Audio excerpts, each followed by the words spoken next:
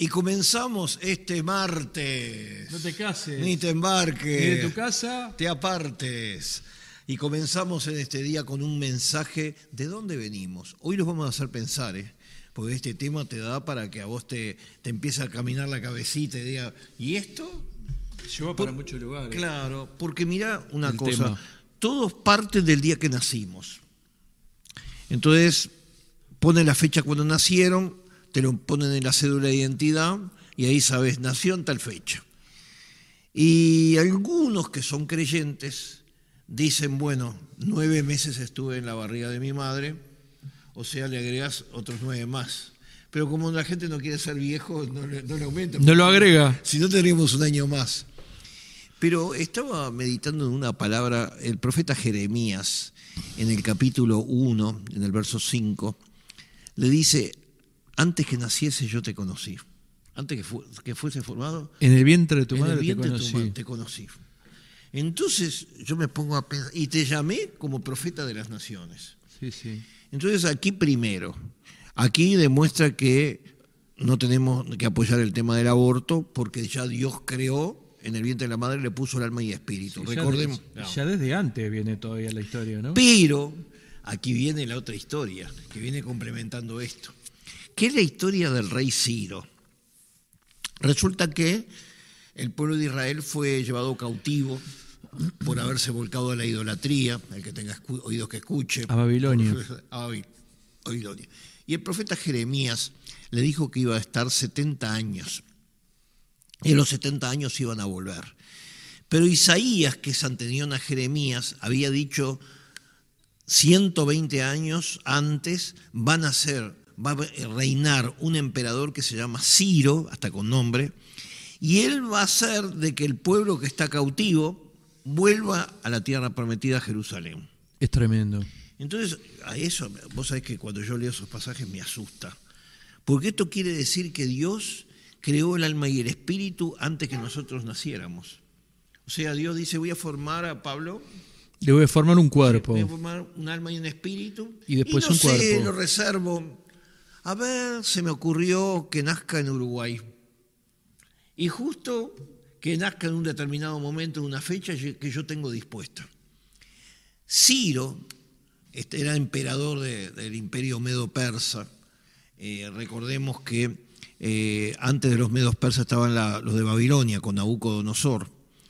Pasaron 3 descendientes y los medos persas conquistan a Babilonia y el primer emperador que tienen es a Ciro.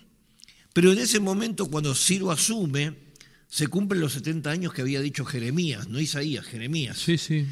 Que cuando llegaba el momento iban a volver a Jerusalén a reedificar. Estamos hablando de que Jeremías también estaba cautivo. Y estaba cautivo. En Babilonia. Estaba en Babilonia. En otro lugar que no era el que estaba Daniel. Sí, no, en otro lugar. Entonces, Ni sus amigos. No, estaba ahí.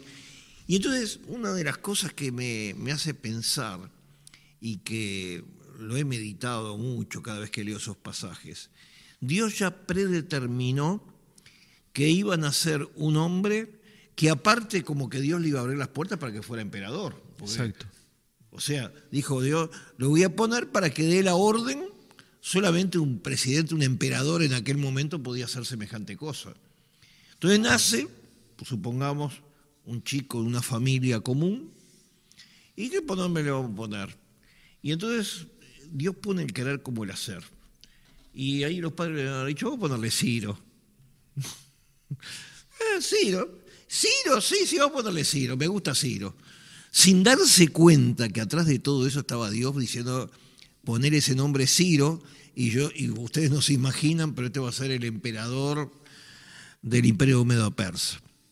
Y transcurre su niñez, transcurre su juventud, y ahí empieza a destacarse como hombre de pelea, de ejército. Cuando llega a grande ya está peleando en primera fila, no hay nadie que lo venza, se gana el apoyo de todos los soldados, y un buen día lo ponen como emperador.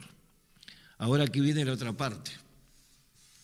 Estaban cautivos en Israel y en Egipto, en Babilonia, y después en Medo-Persa.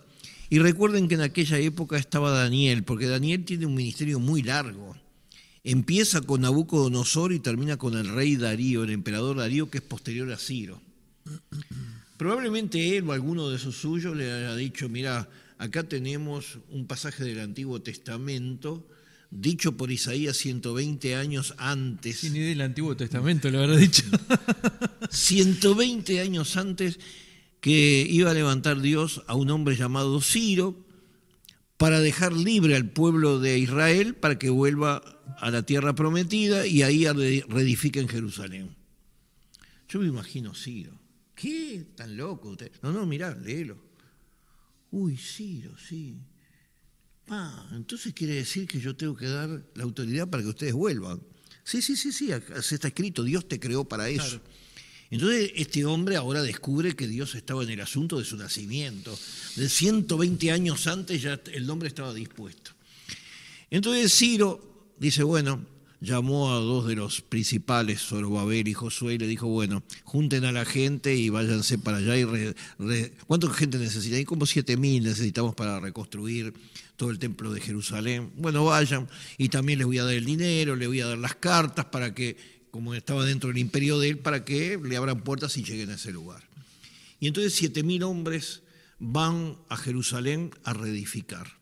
¿Por qué? Por el cumplimiento de Ciro, que Dios lo tocó, porque se enteró de que él era el que le había puesto. Pero aparte, no es coincidencia, a los 70 años que estuvieron cautivos ellos, porque Jeremías era el otro profeta.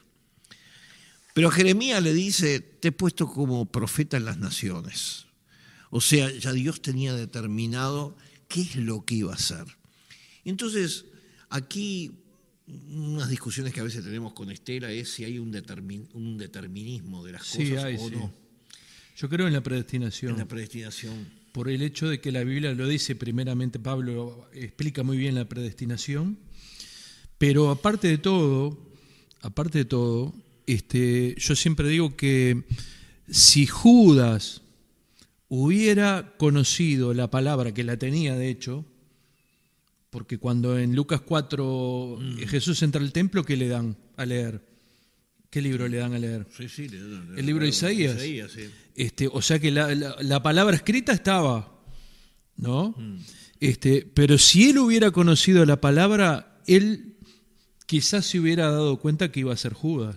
Y otro entra en su lugar, porque ya estaba que lo iban a vender por 30 piezas de plata. Pero ¿qué pasa? Ahí es donde yo creo entra también la predestinación, ¿no? Ahora, ¿dónde está la historia? Bueno, la historia está en conocer primero la palabra de Dios y después saber de que Dios tiene un propósito con nuestras vidas. O sea, no vinimos a este mundo por casualidad. No hay casualidades en el reino de Dios, hay causalidades. Dios tiene un propósito con nuestras vidas.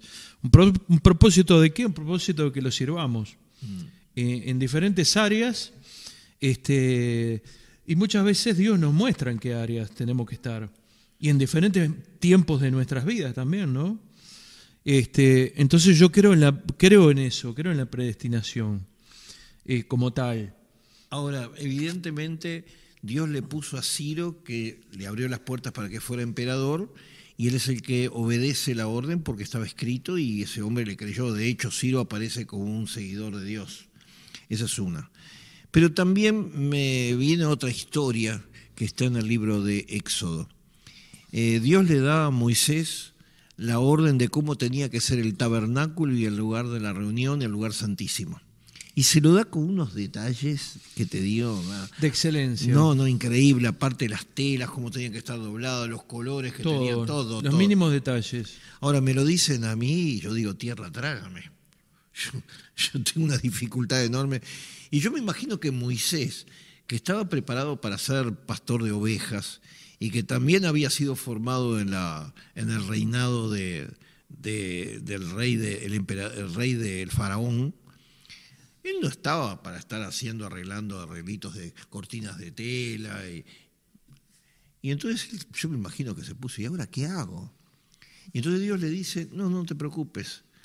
Yo he creado 2 hombres, Bezaleel y Aholiab, que los he preparado para todo esto. Anda a buscarlos. O sea, Pablo, este hombre, Moisés no los conocía. Pero Dios le dio los detalles en la tribu que estaban. ¿En dónde estaban? Entonces va a la tribu y le dice al principal, ando buscando un tal Bezalel. Ah, sí, está allá. Este se dedica, sí, tiene una facilidad para manualidades impresionante. Después se va a la otra tribu y dice, ando buscando un tal Aholiab. Ah, sí, ese sabe hacer de todo. Entonces él les explica lo que Dios les encarga y dice, quédate tranquilo, Moisés. Nos encargamos de todo. Nosotros nos encargamos de todo. O sea, Dios formó dos personas que eran artesanos. Entonces yo me pongo a pensar, si en la Tierra, hoy los 7.000, casi 8.000 millones de personas, fueran todos labradores de tierra, el mundo no tendría gente que domine. Por supuesto, pero sin ir más lejos, dentro del reino de Dios. Sí. Si todos fueran predicadores. Sí, ¿dónde está? Habría muchos caciques y pocos indios. Claro. No, pero yo me pongo a pensar que aún en esas cosas, Dios cuando pone el alma y el espíritu, lo declara a uno o lo pone cualidades para ser electricista, para ser constructor, para labrar el campo, para ser un ganadero, para ser músico, Sí. para ser un pastor de una iglesia, para ser un presidente de un país, como el caso de Ciro. Y bueno, yo creo que Dios pone eso y que cada uno de nosotros tiene una característica especial que después vamos a servir a la humanidad en primer lugar. Pues fíjate, nosotros todos trabajamos y cumplimos un trabajo que servía al servicio de la humanidad. O sea, nosotros que somos del Uruguay, vos te desempeñabas trabajando en el puerto, ¿no? Sí, trabajé muchos años en Trabajaste el puerto. en el puerto, Sí. yo en el negocio de las telas, y no hice otra cosa. Y vos hiciste lo que esa característica que Dios te puso en ese lugar. Sí. Y yo creo que Dios cuando nacemos nos da una gracia especial. Para eso. Una gracia especial para ciertas cosas. Y después, muchas veces, esa gracia que nos da especial, pues yo lo que hacía, casi siempre lo que hice en los lugares donde trabajé y trabajo es atención al público. Claro. Entonces, no estabas en una oficina encerrado entre cuatro paredes. Estaba en una oficina Pero tenías Por contacto ejemplo, cuando trabajé en el puerto, pero trabajé en otros lugares como vendedor también. Entonces eso te permitía el contacto con la gente. Entonces tenía un contacto porque en la oficina, por ejemplo, atendíamos público, ¿no? Y teníamos que negociar también, porque era un lugar en el cual se le asignaban los lugares a los barcos que atracaban, ¿no? Donde se decretaba este barco va a atracar de tal vita a tal vita, ¿no? Las vitas son el lugar donde se amarran los barcos. De tal lado a tal lado va a atracar. Pero a veces había negociaciones, no, pero no me podés mandar a este lado, no me podés mirá, no puedo, o puedo, o vamos a ver qué hacemos, esperamos que se vaya el otro barco, lo dejás pegado a Era toda una negociación a veces. Y a veces Dios utiliza, después cuando nos convertimos a Cristo, muchas veces Dios utiliza esa gracia para poder trabajar en los negocios del Señor. ¿Viste? Y que lo que salga de parte de Dios sea con esa gracia en la cual uno pueda interactuar y viste que hay gente que no cae bien. O sea, te das cuenta, decir, no puede hacer tal cosa, no puede hacer tal otra, no da. O sí, mirá el potencial que tiene este tipo, mirá cómo canta este hombre, mirá el color de voz que tiene este muchacho, lo hemos dicho y lo hemos visto.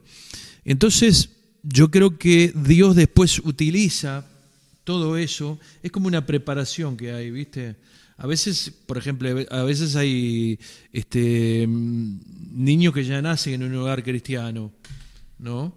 Entonces ya se acostumbran quizás desde chicos a estar interactuando con la gente, todo ese tipo de cosas. Y después Dios lo usa todo eso. Y Dios nos prepara en el camino. Fíjate la historia de David que escribe en el Salmo 139. Mi embrión vio los ojos de Dios. Cuando dijo eso, yo dije, un feto que no sé si tendría 4 o 5 meses en el vientre de la madre, vio los ojos de Dios. Sí, sí. Bueno, el rey David tenía un propósito muy especial. Y la historia se desarrolla que David nace en un lugar donde tenía otros 6 hermanos más grandes, era el menor, y como era el menor lo mandaron a cuidar las ovejas en medio del campo. Cuando el pueblo de Israel elige un rey, elige a Saúl, uno grandote físico, una pinta barba, que era lo que quería la gente. Porque ellos decían, queremos un rey como las otras naciones. Entonces pensaban que por el aspecto físico y la pinta que tenía era mejor que los otros. Claro. Entonces lo escogieron según el corazón del pueblo. Y Dios como que le dijo, sí, un giro. Cuando Saúl empieza a hacer lo malo y empieza a desobedecer a Dios, el profeta Samuel se pone triste y está desesperado porque él lo había ungido como rey.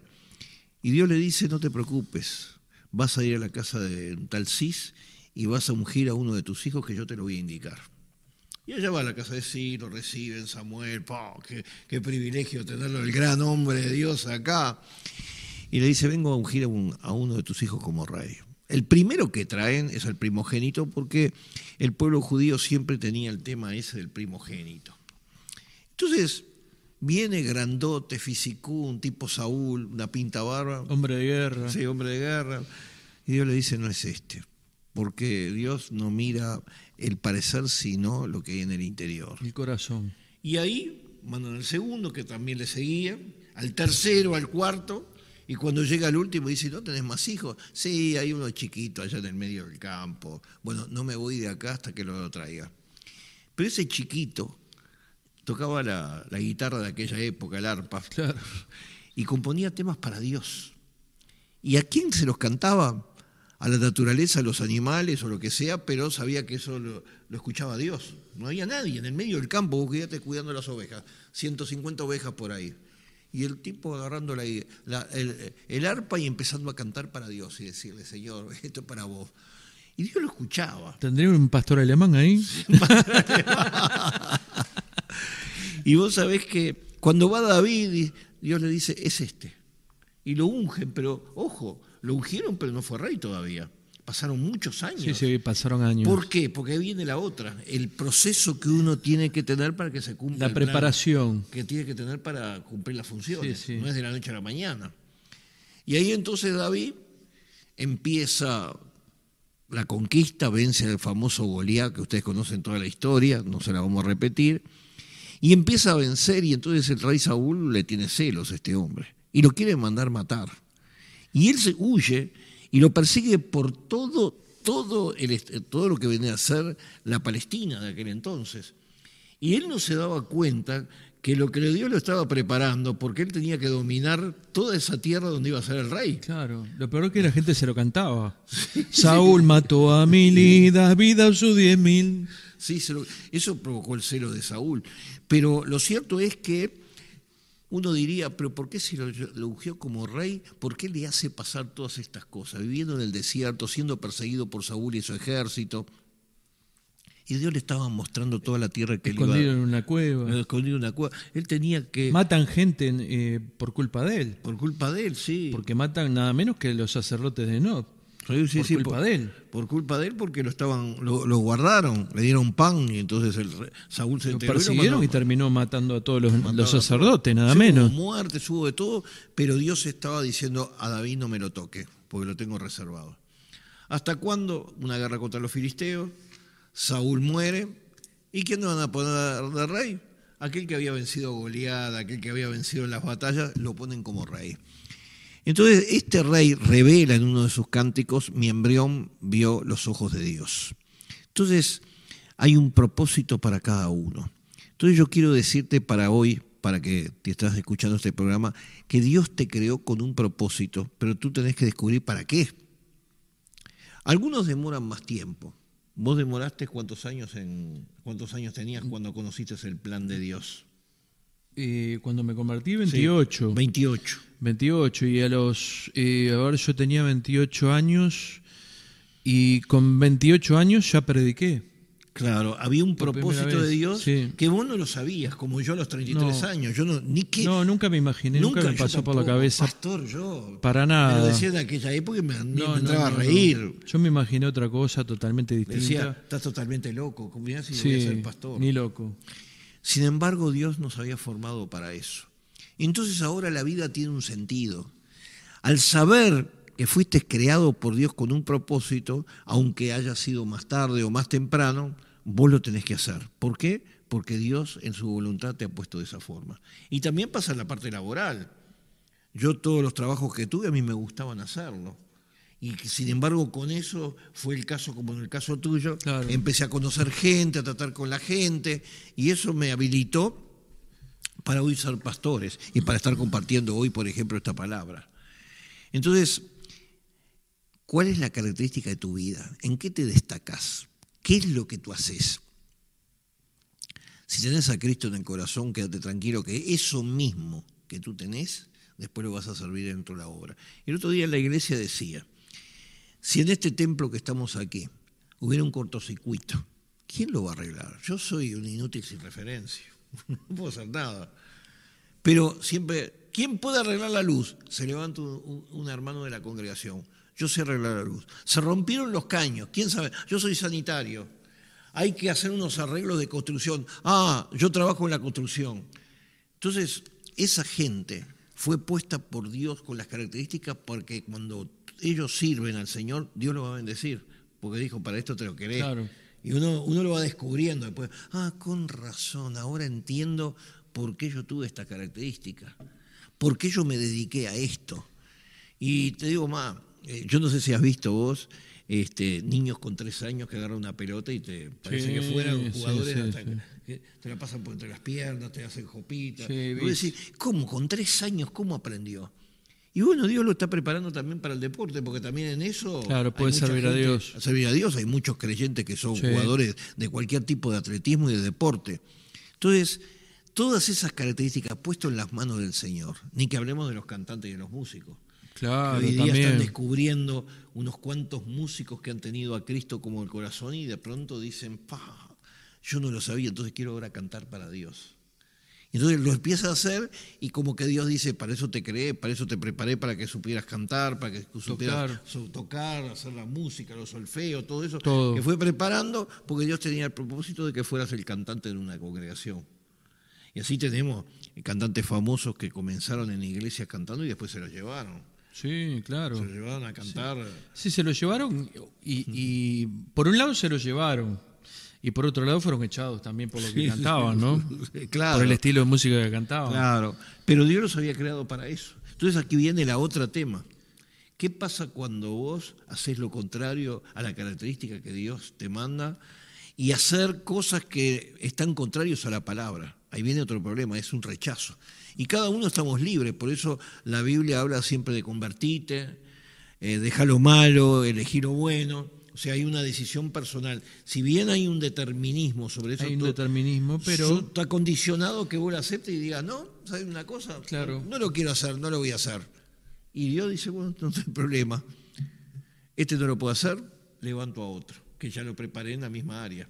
Porque Dios siempre tiene a los suplentes. Plan B. Es como el fútbol. Siempre tiene un plan, y suplente. plan y B. de pronto se lesionó el titular y ¿a quién pones? A este que estaba jugando mejor, suplente, ahí entra.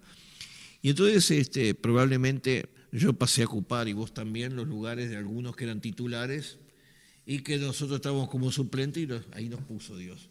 Pero ahí está el tema. Dios se encarga de todo esto. Entonces la pregunta que te hago es, vos naciste en tal fecha. Yo, por ejemplo, nací el 9 de enero. ¿Vos? 18 de septiembre. 18 de septiembre. Bueno, yo tengo ese nacimiento. Pero ¿cuándo fui creado? Y yo qué sé. En algún momento Dios nos va a revelar, no ahora en esta tierra, que de pronto el Señor te dice, como Ciro, el alma y el espíritu te lo había creado hace 120 años antes que nacieras. Y te tenía reservado para que nacieras en el Uruguay. Y que tus padres... Yo también los conocí y era necesario que vos nacieras en ese lugar. Y lo que me encanta es, por ejemplo, el nacimiento de Juan el Bautista. Eran viejos los dos, eran Zacarías y Elizabeth, y Dios le dice, vas a tener un hijo. Zacarías se burló, quedó mudo, no puede decir una palabra. Cuando entró a ministrar, Dios le habla y queda mudo. Y queda mudo. Pasan los 9 meses, nace ese ser, y era la costumbre del pueblo judío de ponerle al primogénito el nombre del padre. Todavía se usa acá también, en muchos lugares se usa. Sobre todo en el campo se hace. Sí. Y el hombre se llamaba Zacarías, todos dicen, bueno, acá viene Zacarías chico. Zacarías 2. Zacarías 2. Y él dice que no, y escribe en una tableta Juan. Y le dicen, escúchame, Juan, ¿quién hay en la familia que se llame Juan? No, es Juan. Y se le abre la boca en ese momento, se le va todo lo que era ser mudo, y ahí empieza a decir, no, Dios me dijo que tenía que ser Juan, y este va a preparar el camino para el Señor, y bla, bla, bla. Y todo el mundo quedaba asombrado. Este estuvo 9 meses sin hablar, pero ahí aparece el nombre profético de Juan, y aquí vienen los nombres. Hasta las características de la gente han sido creados. Yo el otro día estaba estudiando los nombres de las 12 tribus de Israel, y todos los integrantes, por más que hicieron desastres, ¿no? Sin embargo, le ponía a dioses bendición, alabanza, recto, una cantidad, abre caminos, serpentea por el camino, abre puertas. Todos esos nombres fueron puestos proféticamente por Dios porque iban a ser las 12 tribus de Israel. Entonces yo digo, hasta los nombres están... Claro. Y en el Antiguo Testamento se ve eso, porque un hombre malo... Sí, se ve mucho eso. Y Dios le pone nombres que son feos. Sí. Incluso los lugares donde va a habitar, por ejemplo, el hijo de Jonatán se sentía deprimido y había un pueblito que se llamaba Lodebar, que el nombre era como hay en el Uruguay Fraile Muerto. Claro. Fraile Muerto. Fraile Muerto. En la Argentina hay la caldera del infierno. Sí, porque hace mucho calor, pero le pusieron un nombre que pobre gente, ¿dónde sos? Y la caldera del infierno. ¿Y vos de dónde soy? De Fraile. ¿A dónde naciste? ¿Dónde naciste? Pobre gente. Bueno, este nació en Lodebar, pero Dios lo rescata y lo pone en un sitial importante porque era el descendiente de Jonatán. Y la mano que era David. Entonces David como rey podía hacer lo que él se le antojara. Él dijo, no, yo voy a buscar al hijo, ¿hay algún descendiente de mi amigo Jonatán? Sí, pero está ya en Lodebar, está paralítico todavía. No, tráiganmelo. Y lo traen y lo ponen con un sitial. Eso fue puesto por Dios. Sí. Para honrar la descendencia de Jonatán. Entonces hoy te hago esta pregunta. Era como un pacto que ellos tenían también, ¿no? ¿Para qué naciste? ¿Descubriste para qué? ¿Descubriste cuál es el propósito de Dios? Claro que el tuyo, no aspires a otro, ni seas imitador, porque a mí me gustaría ser como tal. Viste que hay mucha gente que dice, sí, claro. Mi modelo es fulano de tal. Bueno, hay gente que nace y después cuando se hace, son imitadores hay imitadores, de alguien. Y viven su vida como imitadores. Sí, hay unos cuantos. O sea, no viven su propia vida. Artistas y gente en la familia también. También. En la familia dice, yo quiero ser como mi tío. Claro. Y se tomó el modelo de tío y se está equivocando porque Dios te creó con tu personalidad y con tu forma de ser. El tiempo avanza y ya estamos, mirá lo que nos dio este tema. ¿Viste? Y antes que Valeria nos diga corten, le vamos a decir que este programa Charlando en Familia, hoy martes, tenemos la reunión de la Paloma 2010 y nosotros vamos a estar estoy dando la clase de discipulado que se ve por Instagram en Zona de Cristo. Zona de Cristo pones y en Instagram estamos dando el discipulado, o sea, las partes fundamentales que cada uno tiene que creer. Pero si sos una persona que quiere colaborar con este programa Charlando Familia para que siga mejor, de hecho han venido cámaras nuevas, bueno, todo eso tiene un costo. Podés colaborar con la cuenta de HabitatNet, cuenta 1904, y poner lo que tú sientas en tu corazón si es que vivís en el Uruguay. Y con esto, Pablo, ¿qué podemos decir? Que el jueves, a esta misma hora, Charlando en Familia.